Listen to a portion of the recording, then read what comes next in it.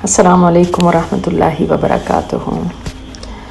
ज़िंदगी में अगर आप ये कोशिश रखेंगे कि जो जिस बैकग्राउंड से है उसके मुताबिक उससे मामला करें तो आप बहुत सुखी रहेंगे।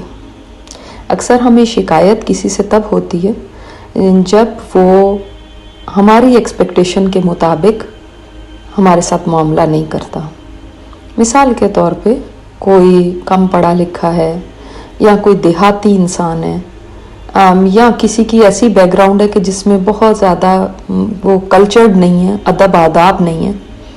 वो जब आपसे अपनी तरह से बात करता है तो आपको बुरा महसूस होता है और फिर आप दिल पे लगा लेते हैं कि इसने हमसे ऐसे क्यों बात की, और हम ये भूल जाते हैं उस वक्त कि इसकी बैकग्राउंड ही ऐसी है और ये ऐसे ही माहौल में पड़ा है और फिर इसकी तरबियत में ये चीज़ थी और इसी वजह से इसने ऐसा मामला किया।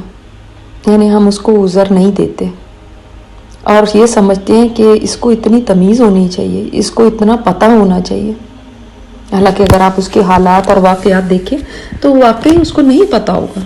इसकी एक मिसाल देखिए, सीरत में आप सल्लल्लाहु अलैहि वसल्लम के पास एक बद्दू आया और उसने आप सल्लल्लाहु अलैहि वसल्लम से मुतालबा किया कुछ माल का, और उसके लिए उसने आपकी गर्दन में जो चादर पड़ी हुई थी उसको भी खींचा और यानी जिसको हम कहेंगे बदतमीज़ी की। लेकिन आप सल्लल्लाहु अलैहि वसल्लम मुस्कुरा दिए।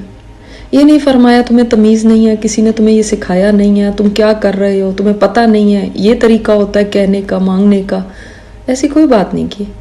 और ना ही आप सल्लल्लाहु अलैहि वसल्लम ने उसके बाद सहाबा को बिठा के कहा हो कि देखो देखो लोग आजकल ऐसे कर रहे हैं और ऐसे कर रहे हैं, बल्कि आप सल्लल्लाहु अलैहि वसल्लम लोगों के हालात, उनके बैकग्राउंड्स के मुताबिक उनके साथ मामला फरमाते थे।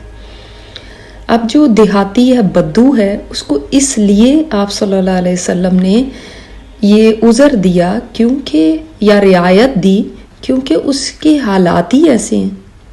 तो हमें समझना चाहिए कि किसके हालात क्या हैं।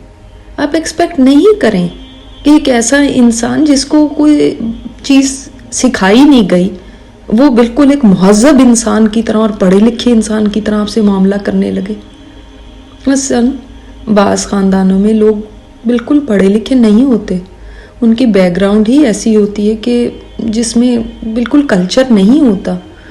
तो अब आप उनको उसके साथ कंपेयर ना करें कि फ़लाँ तो है, वो तो देखो उसको कितनी तमीज़ है और इसको नहीं है। नहीं, वो जिसको तमीज़ है उसने कहीं तमीज़ सीखी, उसके घर में ऐसी तरबियत हुई, उसके इर्द गिर्द लोग ऐसे थे, उसका घराना ऐसा था। तो लोगों को उनके हालात, उनके वाक़यात के मुताबिक ही समझने की कोशिश करेंगे तो आप सुखी रहेंगे।